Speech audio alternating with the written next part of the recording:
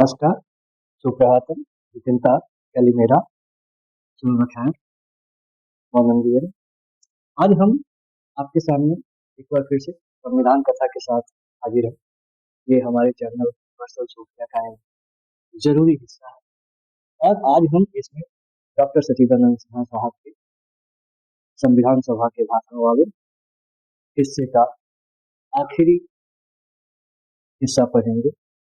जैसा कि आप सबको मालूम है, डॉक्टर सच्चिदानंद सिन्हा का भाषण ही हमारी संविधान सभा की सबसे पहली बैठक जो 9 दिसंबर को हुई, उसका सबसे पहला भाषण है और उसकी हम चर्चा करते रहे। अब तक 3-4 वीडियो बना चुके हैं उसके ऊपर, आपको इस चैनल में मिल जाएंगे।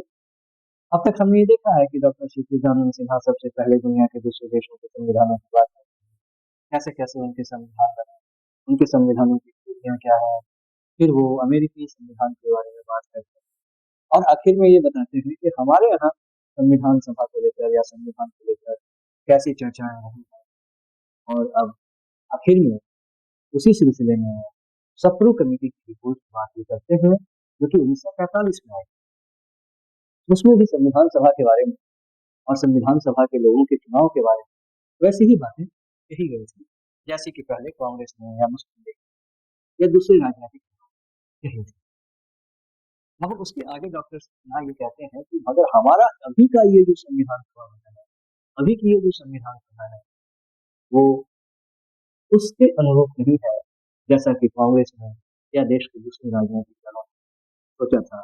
ये कैबिनेट मिशन के द्वारा दिए गए डायरेक्शन के हिसाब से, उसके कहे गए नियमों के हिसाब से बनी है और उसी के हिसाब से इस संविधान सभा के सदस्यों का चुनाव भी। तो ये संविधान सभा पूरी तरह से भारत के राजनीतिक दलों के मन के अनुरूप नहीं है। मगर जब एक बार ये संविधान सभा बन गई, जब एक बार ये प्रक्रिया शुरू हो गई, तो करीब करीब सभी संविधान सभा से जुड़े हुए सभी सदस्यों ने, सभी दलों ने इसका समर्थन किया और आखिर में जब देश की जनता को पता चला कि उनकी एक नई संविधान सभा बनी है जिसमें इतने सारे लोग उसके सदस्य हैं और ऐसे ऐसे लोग सदस्य हैं, तो सबने इसका बड़ा स्वागत किया और बहुत ज्यादा खैर मकदम किया और कहा कि ये बहुत अच्छी चीज बनी है हमारे यहाँ, हम इस संविधान सभा के काम का इंतजार करेंगे, देखते हैं कि ये कैसा काम करती है। और इसी के साथ डॉक्टर सच्चिदानंद सिन्हा ये कहते हैं कि हालांकि मैंने शुरू में ये सोचा था कि मैं पूरा भाषण नहीं कर पाऊंगा अपना, मैं इतना बूढ़ा और बीमार हो गया हूँ, मगर फिर भी मैंने इस भाषण को पूरा किया और मैंने इतने लंबे समय तक, इतने देर तक आप सबको यहाँ पर रोके रखा, इसके लिए माफी चाहता हूँ। इसका और कोई कारण मेरे पास नहीं है और कोई औचित्य मेरे पास नहीं है सिवाय इसके कि आज के दिन हम सब मिल करके एक बहुत बड़े काम का आगाज करने जा रहे हैं, शुरुआत करने जा रहे हैं, जिससे इस देश की जनता का भविष्य तय हो। तो आज का दिन बहुत मुबारक दिन है। परमात्मा आप सबको बुद्धि दे और शक्ति दे। इसी के साथ डॉक्टर सिन्हा प्रोफेसर इकबाल, अल्लामा इकबाल, महाकवि इकबाल के उस गीत का भी हवाला देते हैं जिसमें इकबाल ने कहा था कि यूनान विश्व रोमा सब मिट गए जहाँ से, बाकी है अभी तलक दौरे जमा हमारा। बात कुछ ऐसी है कि हस्ती मिटती नहीं हमारी, चले रहा है दुश्मन दौरे जमा हमारा।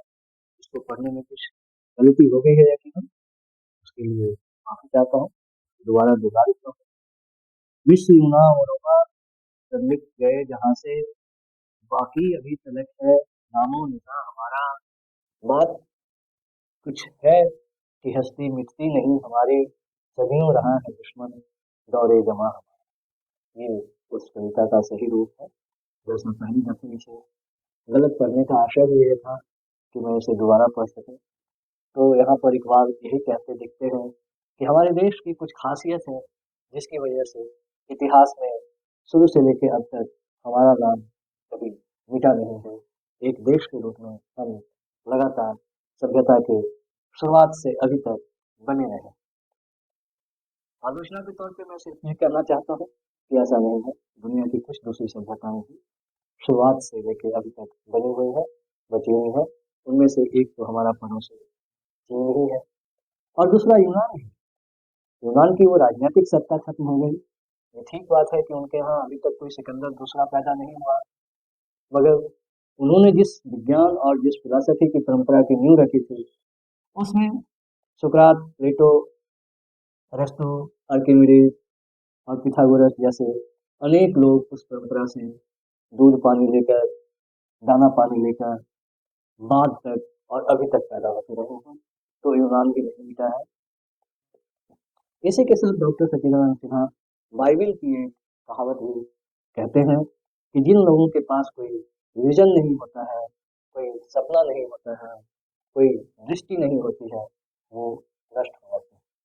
तो उसी सपने की बात वो कर रहे हैं कि एक संविधान के रूप में आप सब लोग मिल करके एक ऐसा सपना बनाइए कि वो हमारे देश की जनता को लगातार बनाए रखे। इसके बाद डॉक्टर सच्चिदानंद सिन्हा अपनी बीमारी का हवाला एक बार फिर से देते हैं और कहते हैं कि लंबे समय से मैं कभी भी दोपहर के बाद काम नहीं कर पाता हूँ। मेरी शारीरिक स्थिति कुछ ऐसी है, मेडिकल कंडीशन कुछ ऐसी है, इसलिए मैं चाहता हूँ कि इसके बाद की कार्रवाई के लिए आप सब मुझे एक उपाध्यक्ष चुनने की अनुमति दें, मनोनीत करने की अनुमति दें। और वो अपनी तरफ से फ्रैंक एंथनी का नाम प्रस्तावित करते हैं और श्री फ्रैंक एंथनी को उप सभापति या उपाध्यक्ष मान लिया जाता है संविधान सभा का। और इसके बाद डॉक्टर सच्चिदानंद सिन्हा आगे की कार्रवाई करते हैं और बताते हैं कि संविधान सभा के एक सदस्य की मौत हो गई है और उनके प्रति अपनी शोक संवेदना भी प्रकट करते हैं। और इसके बाद डॉक्टर सिन्हा कहते हैं कि रजिस्टर आपके सामने रखा हुआ है, आप सभी जो संविधान सभा के सदस्य हैं वे सब जाकर के उस रजिस्टर पर अपना दस्तखत करें, अपने क्रेडेंशियल्स दिखा करके, यानी अपना नाम, पता, ठिकाना और अपनी पहचान बता करके उस पर दस्तखत करें। और जब सब लोग दस्तखत कर देते हैं तो डॉक्टर सच्चिदानंद सिन्हा कहते हैं कि मेरे ख्याल से आज की हमारी कार्रवाई में जो भी काम था वो पूरा हो गया है और इसलिए अब आज मैं इस सभा को स्थगित करता हूँ कल 10 दिसंबर 11 बजे सुबह तक। तो इस तरह से हमारी जो महान संविधान सभा थी, जिसने हमें आगे आने वाले सभी समय के लिए एक सपना दिया है संविधान के रूप में, उस संविधान सभा की पहली बैठक का समापन होता है। और अगले दिन 10 दिसंबर को जो कार्रवाई होगी उसके बारे में हम अगली बातें बात करेंगे। धन्यवाद।